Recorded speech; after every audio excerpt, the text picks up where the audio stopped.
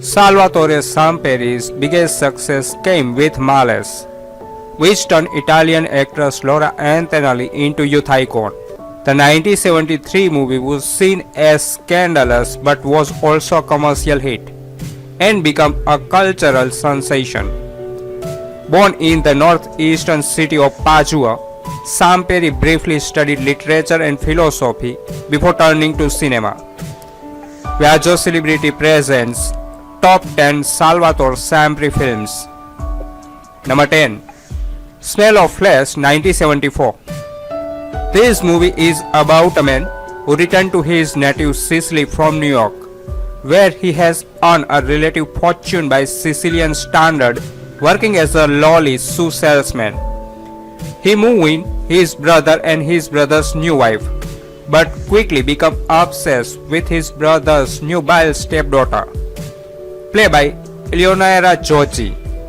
There is quite a lot of gentle satire here involving both this wealthy immigrant from America and the provincial Sicilian yokels. Samperi is considered a respected director today in Italy apparently, but international recognition has largely eluded him, perhaps because all of his films have been clumsily dubbed into English as opposed to subtitle. Number 9. Nene 1977. This movie is set in the late 1940s, a few years after the trauma of World War II and during 1948 Italian election, when the Italian Communist Party was surprisingly defeated at the polls. The political events are mostly kept in the background.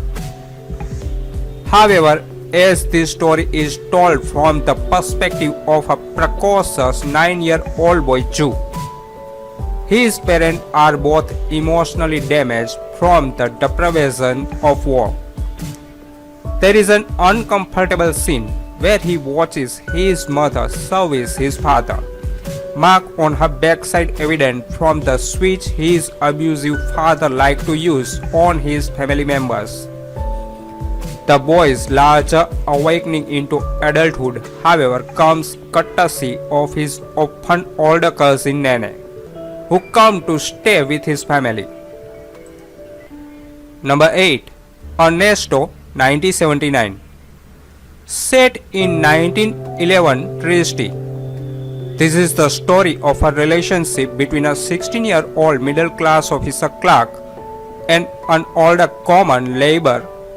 Although the film has love sequences, some of them of great tenderness, its real intent is in the portrayal of a young social climbing manipulator. Ernesto eventually ditches the labor and becomes enamored of young twins from a wealthy family.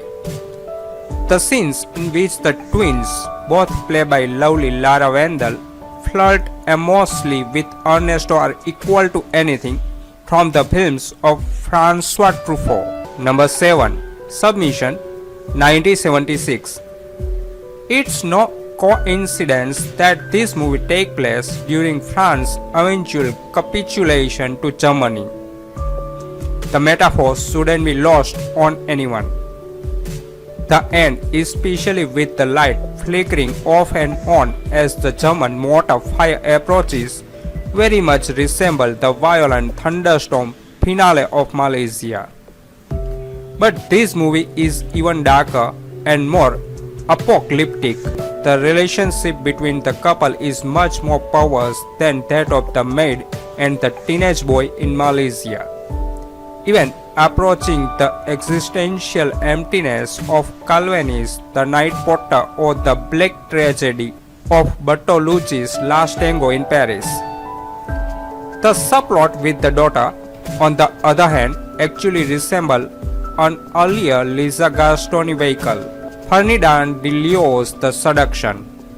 But that movie was much more exploitative, with the adolescent girl being much more of a willing Lolita. This is a modern art film, and the girl here is a true innocent caught up in the couple's obsessive relationship and the collapse of the whole social order. in the wake of the German invasion. Number 6. Stumptrapan 1976.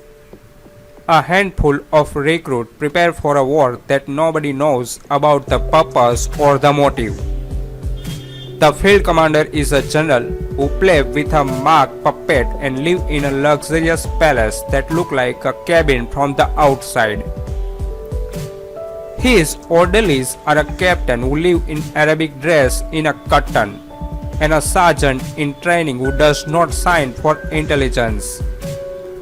Continuing training between various and accident until the order arrived for the front. Number 5. Liquidizing 1979. Two groups of students, the third class high school students and the mature accountant, decide to perform a show to celebrate the last day of school. The comparison on the theater seemed to be a further challenge between the two groups after the ball game.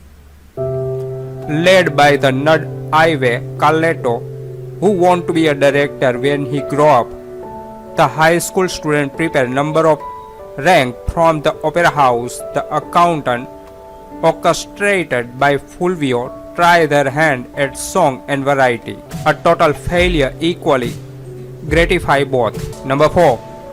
Why alla Grande 1983. Number 3. The Corruption 1986.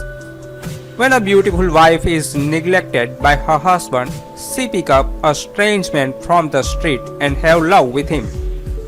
Director Samperi presents Florence Guerin as a conservative wife, which is neglected by her husband.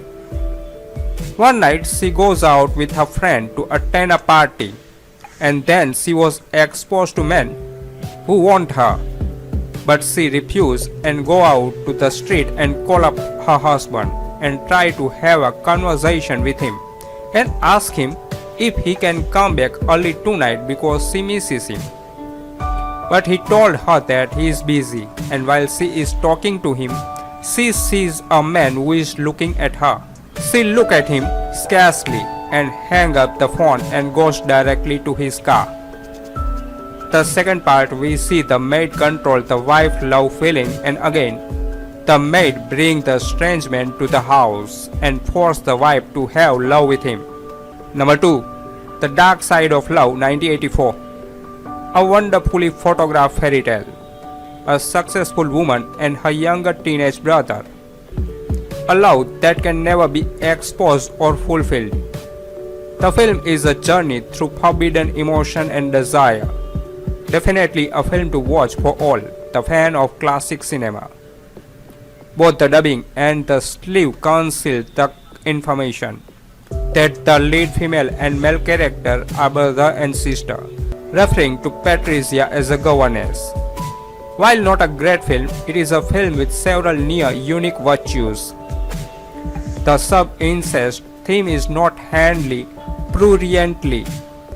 Instead, the reticence of the two lead characters pushes them toward a top flirtation, adding a clearly imaginary dimension to a straight skin flick produces something a lot richer than either would have been on its own. Definitely a must watch, if only for the way it makes you re-evaluate your response to so many other movies. Number 1. Malicious 1973. The idea of a young boy losing his virginity to his stepmother to be seems pretty perverse, especially today. But there is also a scene where the boy and his overweight friend spy on the latter's slumbering and sister. The sister is played by a young Tina Ormond. So you not only get a double dose of incest but a little Lolita with your Madonna. This is the movie that made Antonelli an international star and features the famous scene where she is standing on a ladder in a short skirt. But frankly, she is a lot more memorable in other films. We have seen like Venus in Fur, the Divine Nymph, the Venetian Lady, and even Lucio Fulci's The Eroticist. This also doesn't really quite make it as a comedy. It functions somewhat as a coming-of-age film, I guess, even if the disturbed young protagonist isn't necessarily a very sympathetic character.